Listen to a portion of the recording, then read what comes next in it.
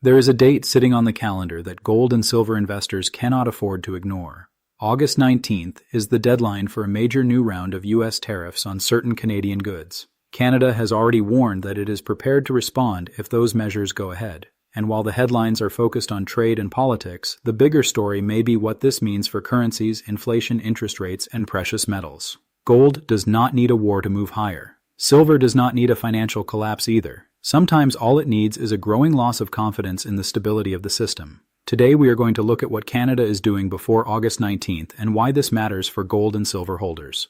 We will also bring in the investment framework of Howard Marks because his biggest lesson is not about predicting the next move. It is about understanding risk before the crowd does. Right now, the situation between Canada and the United States is moving quickly. The United States has announced additional tariffs of up to 50% on certain Canadian products. Those measures are scheduled to take effect on August 19, 2026. The White House says the tariffs are designed to respond to what it describes as discriminatory treatment of American commerce. The measures cover selected goods, while important categories, such as energy and potash, are excluded from these particular tariffs. Canada has not simply accepted the situation. Prime Minister Mark Carney has said Canada is prepared to respond if the new tariffs take effect. Canadian officials have also intensified negotiations with Washington in an effort to reach an agreement before the deadline. Recent reports indicate that both sides are discussing possible concessions in order to avoid another escalation. That distinction matters. Canada has not announced some giant confirmed retaliation that guarantees a massive gold rally. That is not what the evidence shows right now. What we have instead is a high-stakes negotiation with a very real deadline. The possibility of retaliation is sitting directly beside the possibility of a deal. And that uncertainty is exactly what financial markets hate. Markets can handle bad news when the outcome is clear. Markets struggle when investors cannot determine what happens next. That is where precious metals become interesting. Gold and silver are not controlled by one headline. They react to a network of forces. Interest rates matter. The US dollar matters. Inflation matters. Government debt matters. Geopolitical risk matters. Central bank demand matters. Investor positioning matters. And above all, confidence matters. If the Canada-US dispute escalates, then investors may begin asking a much bigger question. What happens when major trading partners start treating economic dependence as a risk? That question goes far beyond Canada. Canada is deeply connected to the United States through trade. Supply chains cross the border every day. Companies depend on predictable access to both markets. Consumers depend on stable prices. Manufacturers depend on components moving across borders. When tariffs rise, the cost structure changes. A tariff is effectively a tax on imported goods. The cost can be absorbed by producers. It can be absorbed by importers. It can be passed to consumers. Or some combination of all three can happen. This is where the inflation story enters the picture. Howard Marks has repeatedly focused on cycles and the danger of assuming that markets will behave in a predictable way. In his recent writing, he has also warned that tariffs can raise prices because the costs eventually have to be absorbed somewhere in the economic system. That does not mean Howard Marks is predicting that gold will explode because of Canada. In fact, his views on gold are much more skeptical. Marks has argued that gold does not generate cash flow and that its value is heavily dependent on what other people are willing to pay for it. Recent reporting has highlighted his continued skepticism toward gold as an investment despite its strong performance. That makes his framework especially useful here, because the question is not whether Howard Marks is bullish on gold. The question is whether investors are properly pricing the risks that could affect gold. And that is a very different question. Imagine the August 19th deadline arrives without a trade agreement. The new tariffs begin. Canada responds. The United States responds again. Businesses begin adjusting supply chains. Importers begin looking for alternative suppliers. Companies raise prices. Consumers feel pressure. Markets begin reassessing economic growth. Suddenly, the Federal Reserve has a complicated problem. If tariffs push inflation higher, then cutting interest rates becomes more difficult. But if tariffs weaken economic activity, then keeping rates high becomes more dangerous. That creates a policy conflict. The Federal Reserve could find itself watching two forces move in opposite directions. Inflation could remain stubborn while economic growth slows. That combination is uncomfortable for financial markets, and it can become especially important for gold. Gold often responds to real interest rates and the opportunity cost of holding an asset that produces no income. When real yields fall, the environment can become more supportive for gold. When real yields rise sharply, gold can face pressure. The US dollar is another major piece of the puzzle. A stronger dollar can make gold more expensive for international buyers. That can create pressure on dollar-priced precious metals. A weaker dollar can have the opposite effect, but geopolitical uncertainty can complicate that relationship. Investors sometimes move toward the dollar during periods of stress. At the same time, some investors move toward gold because they want an asset that is not someone else's liability. That difference is important. A government bond is a promise to pay. A bank deposit is a claim on a financial institution.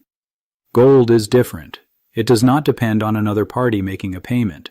That does not make gold risk-free. It makes gold different, and silver is different again. Silver has a monetary history, but it also has a major industrial role. That means silver can respond to economic weakness in ways that gold does not. If global manufacturing slows, then silver demand can suffer. But if industrial demand remains strong while investment demand rises, then silver can become extremely sensitive to supply constraints. This is why silver can move much faster than gold. It is a smaller market. It is more volatile. It has major industrial applications, and it has a strong relationship with investor sentiment. When silver begins moving higher after a long period of hesitation, the move can accelerate quickly. That brings us back to Canada. Canada is not simply another economy. It is an important producer of natural resources. It is deeply connected to the U.S. economy. It is part of the North American supply chain. And it is also a major participant in global commodity markets. So when a major trade dispute develops between Canada and the United States, investors have to think beyond the first headline. They need to ask what happens to commodities, what happens to industrial metals, what happens to inflation expectations, what happens to the Canadian dollar, what happens to U.S. yields, what happens to global risk appetite, and then they need to ask what happens to gold and silver. This is why August 19th matters. It is not because gold automatically goes higher on August 19th. Markets do not work like that. The important period is the time leading into the deadline. Businesses prepare before tariffs begin. Investors reposition before the announcement. Currency markets price possible outcomes before they become official. Commodity traders look at supply chain risk before the disruption actually appears. That means the market can move before the headline event. And this is where many retail investors make a mistake. They wait for confirmation. By the time the confirmation arrives, the market may have already moved. But there is another possibility. The negotiations could succeed, the tariffs could be reduced, Canada could make concessions, the United States could modify the measures, and the immediate risk premium could disappear. If that happens, gold and silver could face a short-term pullback. This is why investors should not treat the August 19th deadline as a guaranteed bullish event. It is a volatility event. That distinction is critical. The smartest question is not whether gold will rise. The smarter question is what conditions would cause gold to rise or fall. If the US dollar strengthens sharply, then gold could struggle. If Treasury yields rise, then gold could struggle. If inflation expectations rise while real yields remain contained, then gold could benefit. If geopolitical tension increases, then gold could benefit. If central bank demand remains strong, then gold could have a structural support underneath it.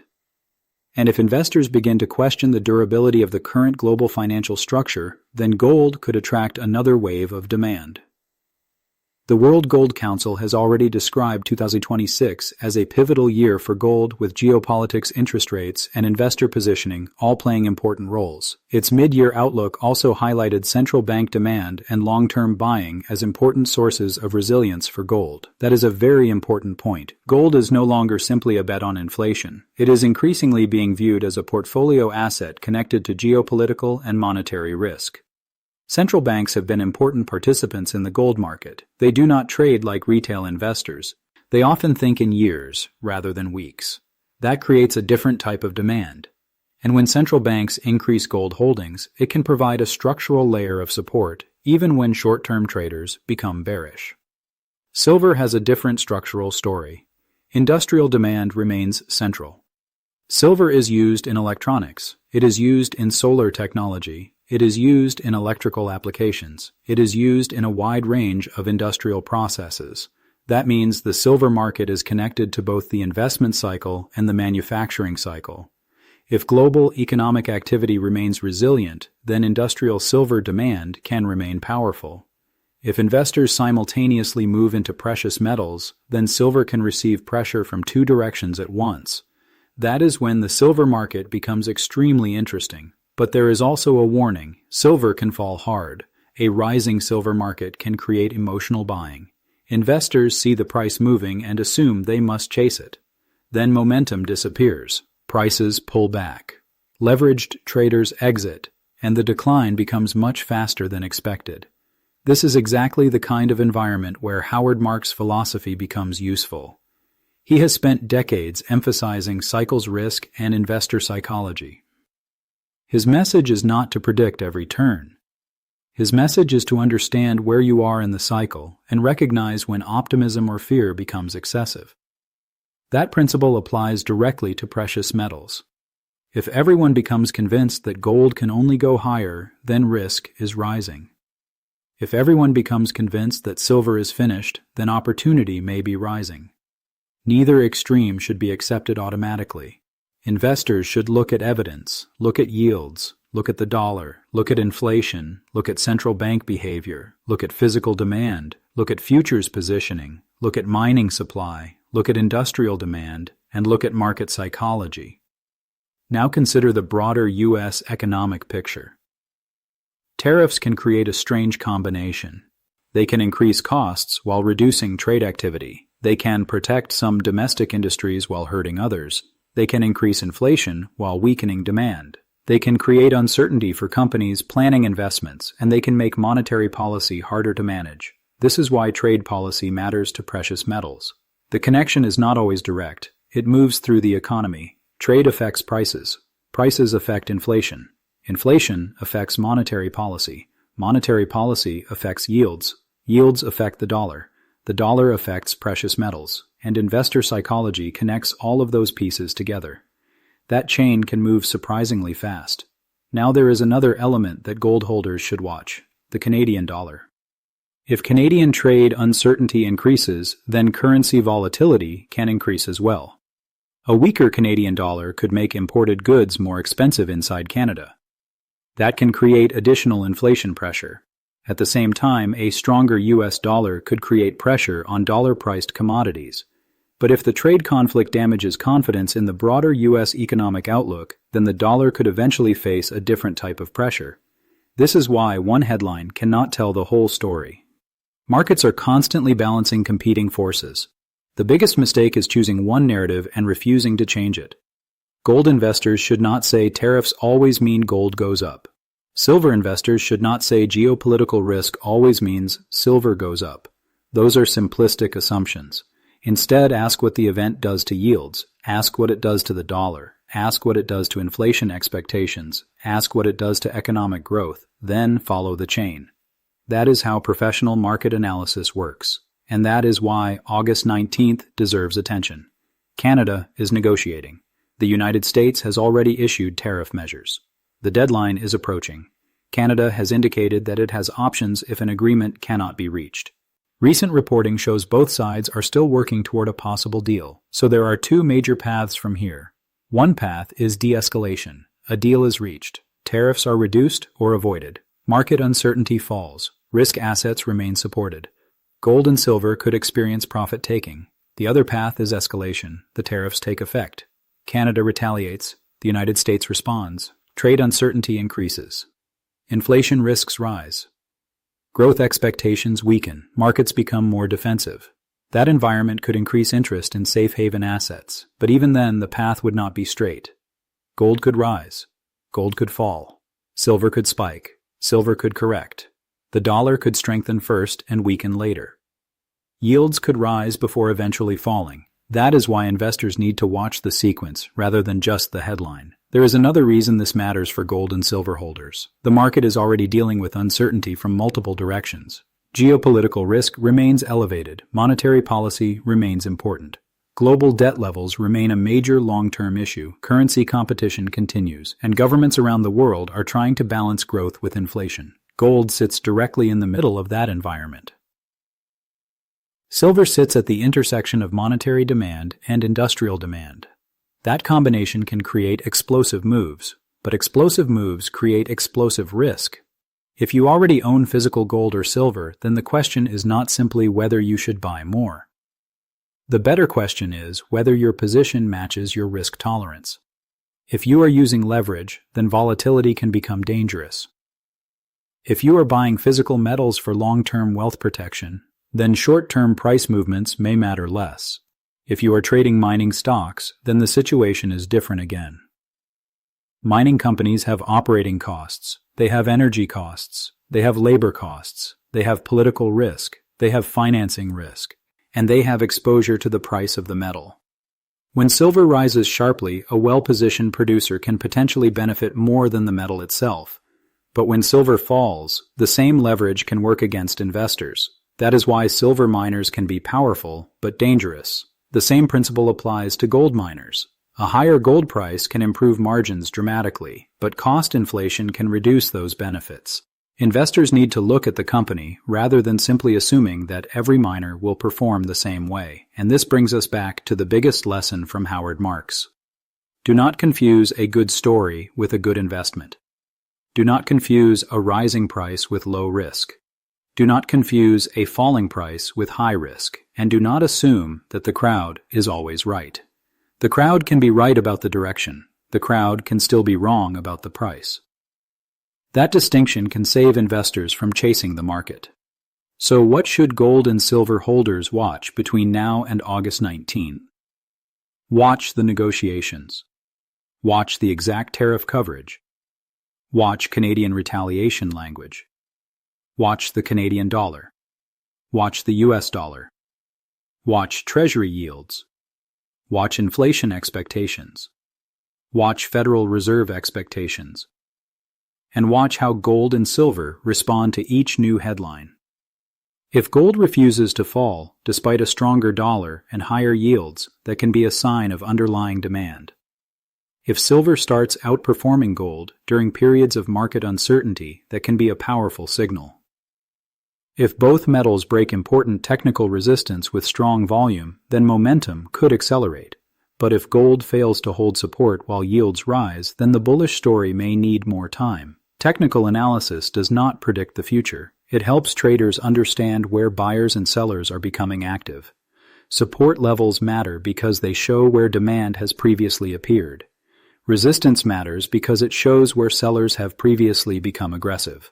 Moving averages can help identify trend direction. RSI can help show when momentum becomes stretched. MACD can help identify shifts in momentum, but no indicator can predict a political negotiation.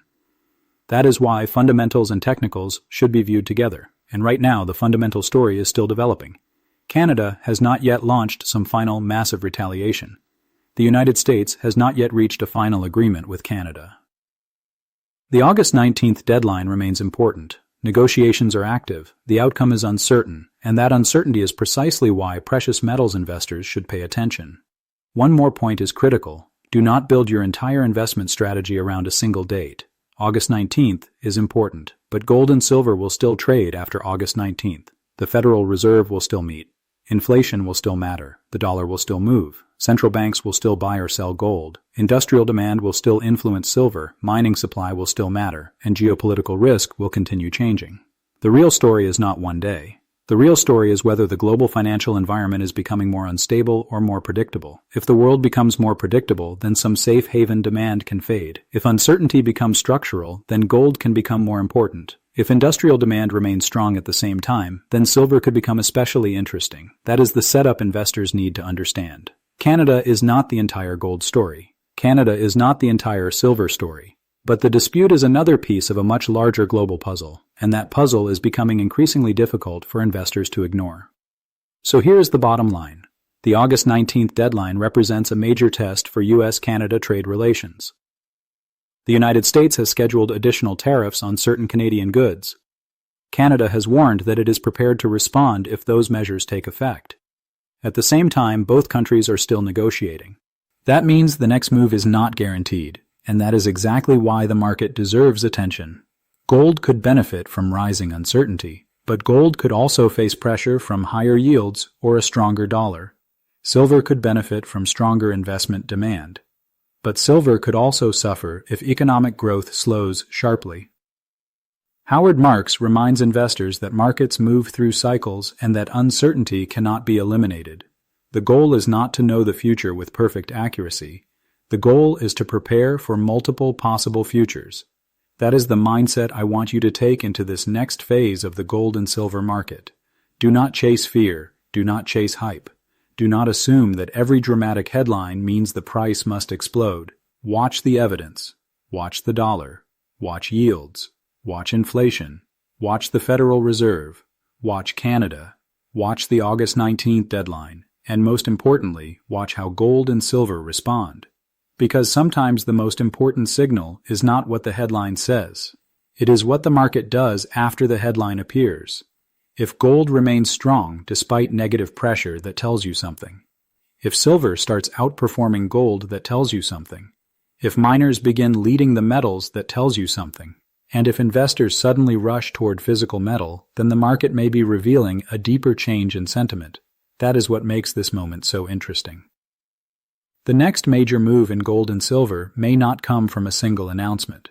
It may come from the interaction between trade policy, monetary policy, inflation currencies, and investor psychology.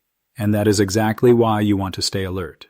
If you own gold or silver, then this is not the time to stop paying attention. If you are considering buying precious metals, then this is the time to understand the risks before you make a decision. And if you are already watching the market, then keep your eyes on August 19th. The headline may be about Canada. The bigger story may be about confidence, and confidence is one of the most powerful forces in global finance. If you found this analysis useful, then make sure you like this video and subscribe to Silver and Gold Watch. Turn on notifications so you do not miss the next major update. And tell me in the comments what you think will happen before August 19. Will Canada and the United States reach a deal, or will this trade dispute escalate? And more importantly, do you think gold and silver benefit from the uncertainty? I want to hear your view. This is Silver and Gold Watch. Stay informed, stay disciplined, and never let the headlines make your investment decisions for you.